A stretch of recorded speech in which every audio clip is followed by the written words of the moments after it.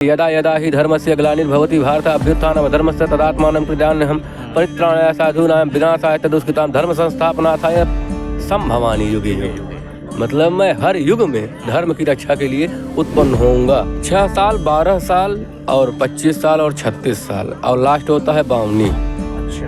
तो ये 4 प्रकार के कुंभ हैं, क्योंकि कहा गया है कलयुग केवल नाम आधारा, सुमिर सुमिर नर उतर ही पारा। तो इसमें जो है एक घड़ी आधी घड़ी आधु में कछुआद, तुलसी संगत साधु के हरहि कोटि अपराध। तो मतलब इसमें आपको बहुत दिखावा करने की जरूरत नहीं है। अगर आप क्षण मात्र बैठ करके अगर राम का नाम ले लिए तो आपका हो जाएगा, तो आपके कोटि पाप नष्ट हो जाते हैं। तो हमारे यहाँ कृष्ण भी पैदा हुए, राम भी पैदा हुए, हाँ, और बुद्ध भी पैदा हुए। जितने भी दिग्गज हुए सब ज्ञानवर्धक जो हमारे पूरे विश्व पटल पर जाकर के छाए, वो सब यहीं से उत्पन्न हुए। तो माता हैं ये, इसीलिए हम इनको धरती माता बोलते हैं। कुछ अनजान लोग नहीं जानते, भारत माता कहने से उनको परहेज रहता है, लेकिन ऐसा परहेज नहीं। जहाँ पर अगर पुत्रों को जना गया है, पुत्र जो है विकास किए हैं और आपकी निगाह में भी है, पुराणों में भी वर्णित है। तो यार अब नहीं मानोगे तो कब मानोगे। तो भारत मातृ शक्ति का देश है, यहाँ मातृ शक्ति की पूजा होती है। तो पंडित जी ये बताइए, ये संगम क्षेत्र में किस समय स्नान ज़्यादा बेहतर माना जाता है? यहाँ पर जो है माघ के महीने में अमावस्या के दिन, उस दिन विशेष पर्व होता है। हमारे पुराणों में अंकित है कि उस दिन जो है 33 करोड़ देवी देवता आकर के यहाँ स्नान करते हैं, आते हैं। हमारी इस भूमि को जो है भारत माता कहा गया, किसी और देश को माता नहीं। जापान माता, चीन माता, नेपाल माता नहीं है, सिर्फ भारत माता, क्योंकि इन्होंने ही समस्त देवी देवताओं को और वीरों को जना। संगम का मतलब होता है मिला जुला। जब हम यहाँ से आप स्नान करने जाते हैं तो गंगा जी में डुबकी लगाने के बाद जब जो शब्द बोलते हैं नमामि गंगे हर हर गंगे, ऐसा शब्द बोला जाता है ना, जो आप ऐसा शब्द बोलते हैं तो उसी समय आपके जुबान पर माँ सरस्वती जी विद्यमान हो जाती हैं और वह गंगा यमुना का जल और आपकी जुबान से निकला हुआ शब्द तीनों मिलाकर के संगम बनता है, जो हमारे आत्मा को शुद्ध रखता है। तो जैसे भगवान श्री राम थे, उनके भी गुरु थे वशिष्ठ, कृष्ण थे, उनके भी गुरु थे संदीपनी। तो वैसे ही बिना गुरु के ज्ञान नहीं होता है। अगर आप अच्छे जगह जाना चाहते हो तो पहले आपको सटीक आदमी की जानकारी होनी चाहिए। वह पक्षी राज जटायु जो है धरती छोड़ करके चला गया, वो देख रहा है कितनी सीता का इज्जत हम बचाएं, तो धर्म भी चला गया। अब जो बचा है दिखावटी, या देश के ही नहीं अभी तो पूरे इंटरनेशनल की हम बात कर रहे हैं, अंतर्राष्ट्रीय। सब लोग आइए, आप लोग अपने यह धर्म के बारे में जानिए, इसको पहचानिए, आकर के यहाँ गंगा में डुबकी लगाइए। आपको खुद ही एक अनुभव होगा, मैं जो आपको प्रत्यक्ष प्रमाण देता हूँ। ये धर्म संस्था है सरकार, यहाँ पर ये कोई ये व्यवसाय नहीं है, हम सेवा है। हमको 1 मिला, 1 रुपये मिला, आप देख रहे हैं, वो भी हमको सहर्ष स्वीकार है। 1000 मिला तो भी सहर्ष स्वीकार है। आज हम बहुत ही पवित्र भूमि में आए हुए हैं, जो कि पूरे भारत में एक महत्वपूर्ण स्थान रखता है। ये है पवित्र संगम नगरी। संगम नगरी जो कि प्रयागराज में स्थित है। प्रयागराज एक बहुत ही ऐतिहासिक पौराणिक क्षेत्र माना जाता है, जिसको हम रामायण काल से लेकर के महाभारत काल से लेकर के आज तक इसकी जो गरिमा है, इसकी जो भव्यता है, इसमें जो लोगों की आस्था है, लोग लगातार यहाँ आते हैं, यहाँ जुड़ते हैं और अपना ईश्वर का आनंद प्राप्त करते हैं। आज हमारे बीच में एक पंडित जी हैं। पंडित जी, आपको सर्वप्रथम प्रणाम करना चाहेंगे और आप हमें थोड़ा सा इस संगम क्षेत्र की भव्यता के बारे में बताइए। क्यों इतना संगम क्षेत्र माना जाता है भव्य? बड़े भैया, यहाँ पर संगम क्षेत्र का महानता, सबसे पहली बात तो ये कि गंगा यमुना सरस्वती तीनों माता का यहाँ पर संगम है। अच्छा, गंगा यमुना सरस्वती 3 नदियों का संगम है। यह बहुत ही दुर्लभ है, हर जगह यह प्राप्त नहीं होता है। अच्छा, हमारे जितने भी यात्री आते हैं, भव्यता बढ़ती कहाँ से है कि आप यहाँ स्नान करने जाते हैं तो आपको यह नहीं मालूम होता कि हम स्नान कर रहे हैं जरूर, लेकिन हमें क्या फ़ायदा मिल रहा, क्योंकि आदमी वही देखता है जो उसको तुरंत प्राप्त हो जाता है। आप यहाँ स्नान करने जाते हो, सर्वप्रथम आप गंगा जी में क्या स्पर्श कराते हैं? चरण स्पर्श कराते हैं। जैसे गंगा जी में आपने चरण स्पर्श कराया, आप भगवान विष्णु अवतारी हो गए।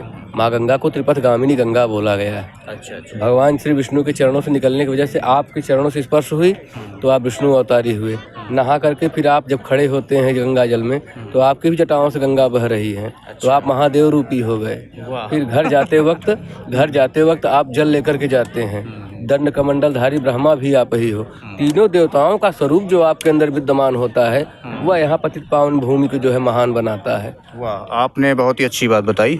अच्छा पंडित जी, जैसे कि बताते हैं कि ये सरस्वती नदी नीचे से है, तो ये सरस्वती नदी जी का क्या है? नीचे से नहीं है। जैसे देखिए, जब ये आपका कलयुग का प्रारब्ध हुआ, शुरुआत हुआ, तो सत्य का विलय हो गया, सत्य समाप्त हो गया। तो सत्य के समाप्त होने पर माँ सत्य स्वरूपा सरस्वती जीत हुई, वो यहाँ से चली गई, क्योंकि ये गंगा मैया है, पाप विमोचनी है, पाप काटने वाली है, तो यहाँ ये रह गई।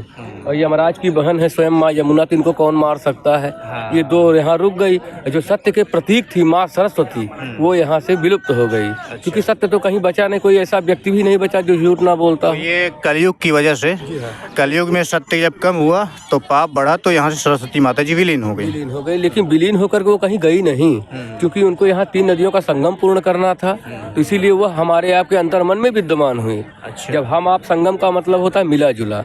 जब हम यहाँ से आप स्नान करने जाते हैं तो गंगा जी में डुबकी लगाने के बाद जब जो शब्द बोलते हैं नमामि गंगे हर हर गंगे, ऐसा शब्द बोला जाता है ना, जो आप ऐसा शब्द बोलते हैं तो उसी समय आपके जुबान पर माँ सरस्वती जी विद्यमान हो जाती हैं, और वह गंगा यमुना का जल और आपके जुबान से निकला हुआ शब्द तीनों मिलाकर के संगम बनता है, जो हमारे आत्मा को शुद्ध रखता है। आपने पंडित जी बहुत अच्छी व्याख्या दिया और बड़ा सुनकर अच्छा लगा। अच्छा पंडित जी, ये बताइए कि जैसे कि बताया जाता है कि संगम क्षेत्र जो पूरे भारत में 3 जगह संगम बहुत पवित्र माना जाता है। कहते हैं कि देवता और दानवों में जब अमृत मंथन चल रहा था, उस समय दानव अमृत लेके भाग रहे थे, तो देवता उनके पीछे थे, तो छीना झपटी में 3 जगह धरती में, भारत में 3 जगह अमृत गिरा, 4 जगह। तो वो कौन कौन सी जगह, इसके बारे में थोड़ा विस्तार बताइए। हरिद्वार, काशी, उज्जैन और प्रयागराज, यह 4 जगहों पर गिरा हुआ है। और वही जो है समुद्र मंथन है, से तो ये कलिकाल का भी प्रारंभ हुआ ना, जो उसमें से विष निकला था कालकूट नामक, आप लोग जानते होंगे। तो कालकूट विष को जो भगवान शिव ने धारण किया, अपने जुबान से लगाया, तभी हम आप जब जल पीते हैं ऐसे करके, तो उसमें से कोई 1-2 बूंद इधर से गिर जाता है। तो वैसे वहाँ पर भी हुआ एग्जैक्टली। जब सब शिव भगवान ने ऐसे विष पिया तो उनके जुबान से लग करके जो है 1 बूंद गिर गया, वही जो है विष कलयुग का रूप धारण किया। तो भगवान शिव के या किसी भी देवता के शरीर से उत्पन्न हुआ जीव अजर अमर हो जाता है। तो उसने भगवान से कहा कि जैसे आपने राहु केतु को स्थान दिया, शनि को स्थान दिया, यमराज को स्थान दिया, वैसे आप हमें भी स्थान दीजिए। तो भगवान शिव ने सोचा अगर इसको मनुष्य रूप में या फिर देव रूप में कर दूंगा तो यह विनाश ही करेगा, क्योंकि जहर से उत्पन्न हुआ है। तो इसको समय बना दिया जाए। तो यह समय चक नहीं, तो अपने पास 3 ही थे, 3 लोग, आकाश पाताल पृथ्वी, और जो है 3 देवता ब्रह्मा विष्णु महेश, 3 थे। चतुर्थ तब यह स्टार्ट हुआ, तो चौथा स्थान इसको दिया गया कलयुग के रूप में। तुम एक युग बन जाओगे। अच्छा, जब तुम्हारा प्रारब्ध होगा तब तुम्हारा अपने काम पे आना। तो भगवान शिव ने कहा कि जाओ अपनी पृथ्वी पर, तुम्हारा भी एक समय होगा।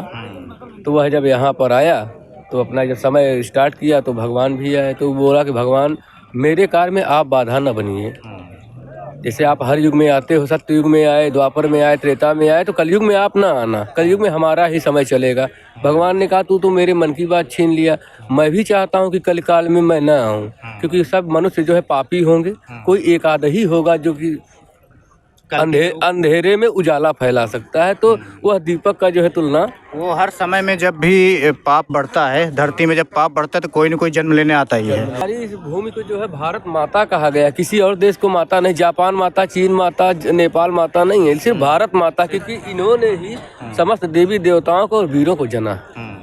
हमारे यहाँ ही माताओं को तवज्जो दिया जाता है, धरती माता, भारत माता, क्योंकि माता तवज्जो नहीं भैया जी, माता हैं ऑलरेडी, क्योंकि माता ही पुत्रों को जन्म देती, पिता तो जन्म देता नहीं है, माता जन्म देती है। तो हमारे यहाँ कृष्ण भी पैदा हुए, राम भी पैदा हुए, हाँ, और बुद्ध भी पैदा हुए, जितने भी दिग्गज हुए सब ज्ञानवर्धक जो हमारे पूरे विश्व पटल पर जाकर के छाए, वो सब यहीं से उत्पन्न हुए। तो माता हैं ये, इसीलिए हम इनको धरती माता बोलते हैं। कुछ अनजान लोग नहीं जानते, भारत माता कहने से उनको परहेज रहता है, लेकिन ऐसा परहेज नहीं। जहाँ पर अगर पुत्रों को जना गया है, पुत्र जो है विकास किए हैं, और आपकी निगाह में भी है, पुराणों में भी वर्णित है, तो यार अब नहीं मानोगे तो कब मानोगे। तो भारत मातृ शक्ति का देश है, यहाँ मातृ शक्ति की पूजा होती है।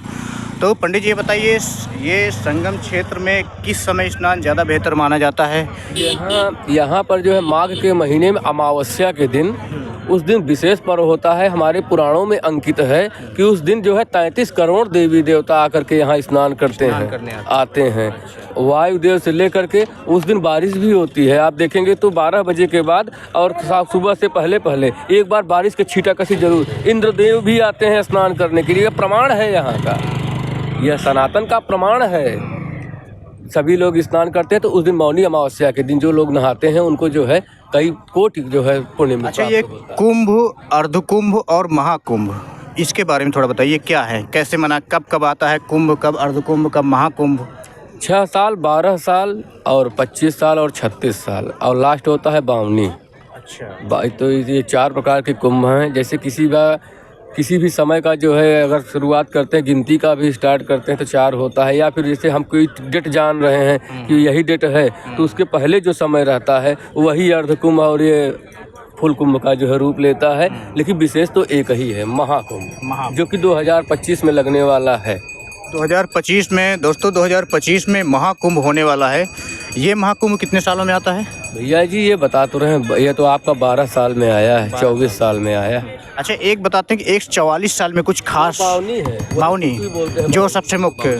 तो दोस्तों, आप मानिए कि हर 6 साल में अर्धकुंभ आता है, 12 साल में कुंभ आता है और 144 साल में बावनी आता है, जो कि 12 × 12 मतलब 144 साल में, और जिसको बहुत ही पवित्र माना गया। उस बावनी में स्नान करने जो भी आता है उसको क्या फल मिलता है पंडित जी? बड़े भैया, स्नान तो आप 12 महीने यहाँ करोगे, आपको पुण्य वही मिलता है, लेकिन विशेष ये हो जाता है तिथि के अनुसार। जैसे आप आते हो, माघ का अमावस्या हो गया तो वह विशेष हो गया। इसलिए विशेष हो गया कि वह तिथि विशेष है, दिन तो सभी बराबर है। आप किसी भी दिन स्नान करेंगे आपको वही पुण्य प्राप्त होगा, लेकिन अमावस्या के दिन विशेष पुण्य प्राप्त होता है। जैसे कि आप अगर 33 दिन नहीं भी आ पाए स्नान करने के लिए, उस दिन नहा लिए तो कोटि दान के बराबर, कोटि पुण्य के बराबर आपको प्राप्त होता है। चलिए पंडित जी, बहुत बहुत धन्यवाद, आपने बहुत अच्छी जानकारी दी।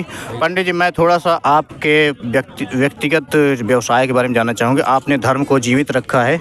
आप जैसे 2 लोगों को देख करके हम मोटिवेट होते हैं, कम से कम आप लोग धर्म को जीवित रखते हैं और आप लोग धर्म के अच्छे ज्ञाता भी हैं। मैंने आपसे बात करके देखा, आपको अच्छे संस्कृत के ज्ञाता भी, अच्छे पंडित हैं।